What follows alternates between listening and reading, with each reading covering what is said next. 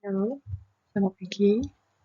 Hari ini kita akan belajar teknologi maklumat dan komunikasi yang bertajuk algoritma Pio-Docode dan carta alil. So, kita tengok apakah maksud algoritma Pio-Docode dan carta alil. Algoritma. Tengok maksud algoritma. Algoritma adalah satu urutan langkah-langkah untuk menyelesaikan suatu masalah atau melaksanakan suatu tugasan. Okey, itu berkaitan algoritma.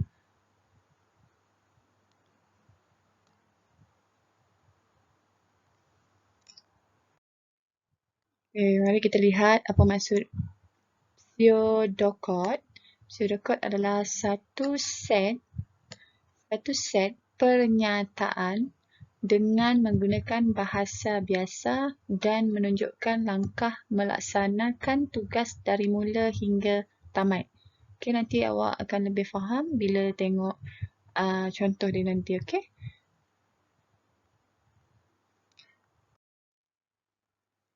Kata alih pula. Kata alih bermaksud langkah menyelesaikan masalah menggunakan simbol geometri atau grafik. Simbol geometri ni maksudnya macam segi empat, bulat, bujur, okey? Atau berbentuk grafik. Contoh menggunakan simbol geometri adalah seperti contoh di sebelah ni ya. Ini dia. Ini adalah carta alil. Okay, saya akan saya akan bagi contoh untuk ketiga-tiga tadi ya, algoritma, pseudocode dan carta alil. Kita akan buat jus oren macam mana kita nak buat Okay, yang pertama contoh algoritma jus apple. Okay, jus apple. Okay, yang ini kita jus apple ni cara nak buat dia mula-mula masukkan apple yang telah dibersihkan dan dipotong ke dalam pengisar. Kemudian masukkan sedikit ais dan gula ke dalam mesin pengisar. Tutup mesin pengisar hingga ketat supaya apple dan ais tidak terkeluar. Tekan butang on pada mesin pengisar. Tunggu seketika mesin beroperasi sehingga apple dan ais hancur. Tekan butang off untuk menghentikan mesin pengisar. Buka penutup pengisar yang telah berhenti. Kemudian keluarkan apple dan ais yang telah dihancurkan ke dalam gelas. Ini adalah contoh algoritma ataupun contoh macam mana proses kita nak buat jus apple tu. Jadi, contoh algoritma ni senang kita nak ingat, dia berbentuk perenggan. Okay, yang ini kalau kamu tulis seperti ini, jadi maksudnya kamu tulis ni adalah algoritma. Okay, algoritma. Okay, so kita tengok contoh macam mana contoh pseudocode pula ya. Okay, masih lagi jus oren. Okay, masih lagi kita nak buat jus oren. Tapi kita menggunakan contoh pseudocode. Sorry lah, cikgu tak boleh nak sebut. So, macam mana kita nak buat berbentuk pseudocode ni. Tapi guna kita punya algoritma jus apple tadi. Okay, tapi dia ada perkataan mula. Okay, dan ada perkataan tamat. Okay, dia ada perkataan mula dan perkataan tamat. Macam contoh algoritma tadi, dia tak ada mula, dia tak ada tamat, dia tak ada tulis. Dia tulis macam perenggan biasa. Okay, lepas tu dia cakap masukkan apple yang telah dibersihkan dan dipotong ke dalam pengisar. Dia masukkan tu maksudnya kita input. Kita input masukkan apple tu. Masukkan sedikit ais. Itu pun input. Okay, kita masukkan sesuatu. Okay, menutup mesin pengisar hingga ketat supaya apple dan ais tidak terkeluar. Yang ini adalah proses. Okay, proses. Menekan butang on pada mesin pengisar, menutup. Okay, lepas tu menekan butang off. Okay, membuka penutup pengisar yang telah berhenti, keluarkan apple dan ais yang telah hancur ke dalam gelas. Okay, macam pseudocode tadi, dia cakap kita menulis menggunakan pernyataan. Okay, ini pernyataan ni. Macam mana kita nak buat sesuatu tu daripada mula sehingga tamat.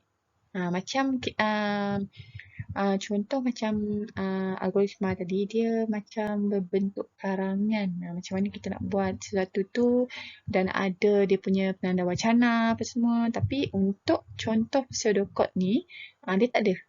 Dia semuanya adalah penyata, kata penyata, ayat penyata. Okay? Okay, kita tengok contoh yang seterusnya iaitu contoh carta alih. Tadi kita dah tengok algoritma, pseudocode dan carta alih. So, kita tengok contoh carta kita dah tengok tadi algoritma dan pseudocode. Sekarang kita akan tengok carta alih. Okay? Okay, contoh carta alih ni masih lagi kita buat Juiceable tadi. Berdasarkan maklumat daripada algoritma, kita pindahkan kepada pseudocode dan kita buat carta alih. Okay? Macam mana pula dengan carta alih? Okay, carta alih ni dia seperti ini. Dia bentuk dia seperti ini. Dia mesti ada anak panah. Okay, dia ada bentuk grafik, bentuk geometri. Ini maksud dia. Carta alih ni dia ada bentuk geometri. Okay, bentuk geometri dia ni. Ini mula dengan tamat ni kita buat bentuk bujur. Okay, dia bukan sukati awak nak letak carta alih ni dia tak boleh. Kalau carta grafik itu boleh. Tapi kalau carta alih tak boleh. Dia ada makna tertentu untuk yang bulat ni mula dengan tamat ni digunakan dengan bentuk bujur. Yang ini next pembelajaran nanti saya akan bagi tahu. Okey, macam mana? Apa maksud dia? Okey, lepas tu yang ini okey, yang ini bentuk segi empat selari. Okey, yang ini segi empat tepat. Okey, dan ada tanda anak panah.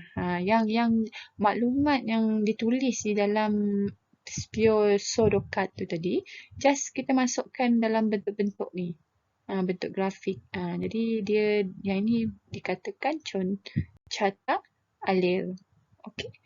Kalau awak tak faham apa beza carta alih, pseudocode dan algoritma, kita tengok next slide. Okey, saya akan bagi tahu perbezaannya.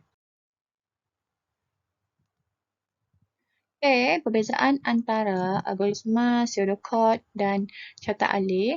Masih lagi contoh membuat Juiceable tadi ya. Okay, so kita tengok dia punya perbezaan. Perbezaan dia kalau algoritma kita tulis dalam bentuk perenggan, ada penanda wacana, okay, dan ayat dia kemas, tersusun macam awak buat karangan. Okay, tapi kalau pseudocode kita ada tulis mula dan kita akan tulis tamat di bawah dia. Dan ayat dalam ni adalah ayat penyata. Okay, menyatakan apa yang awak buat tu. Tak perlu nak tanda wacana, penanda wacana tu tak perlu. Okay, kalau contoh carta alih pula, dia berbentuk seperti ini. Dia ada anak panah, ada bentuk grafik, ada bentuk geometri. Okay, mula dan ada tamat. Dia sama je macam pseudocode, bezanya dia dalam bentuk geometri. So, tugasan awak, saya nak awak salin perbezaan antara algoritma, pseudocode dan carta alih. Carta alih dalam sebuah dalam buku tulis awak. Kalau awak ada kad manila di rumah, awak boleh buat ni dalam kad manila. Okay? Kalau tak ada, awak boleh buat dalam buku awak. Okay? Ikut kreativiti awak. Macam mana awak nak presentkan, macam mana awak nak bagi tahu perbezaan dia, janji awak faham. Okay? Thank you. Terima kasih.